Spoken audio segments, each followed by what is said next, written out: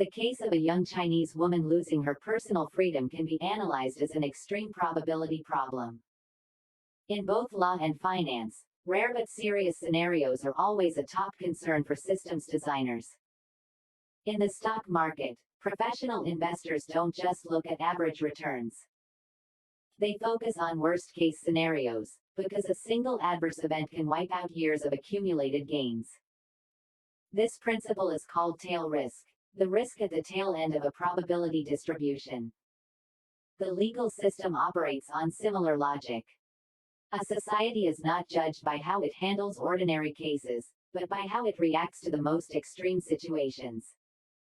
When the consequences of a decision are irreversible, the demands for checks and balances must be raised to the highest level. In this case, the core issue doesn't lie with the individual involved, but with how the system allows extreme risk to arise. When a person is placed in a situation where all options are narrowed, the probability of a negative outcome increases significantly, even if that probability may initially be very small. In finance, fund managers use various tools to limit tail risk.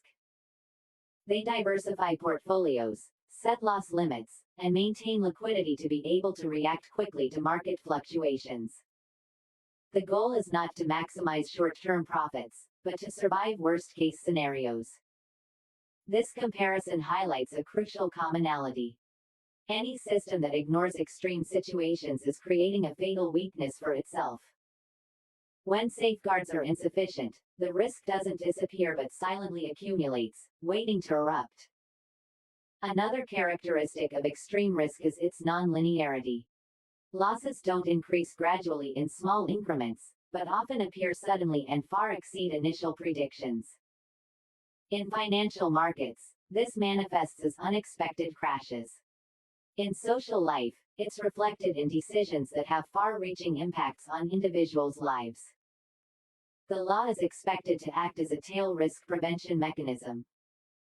Multi-tiered review procedures, the right of appeal, and independent oversight exist to reduce the probability of systemic errors.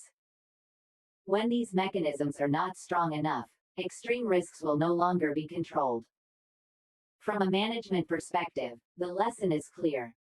A safety system doesn't need to be perfect in every situation, but it must be robust enough to handle the worst-case scenarios.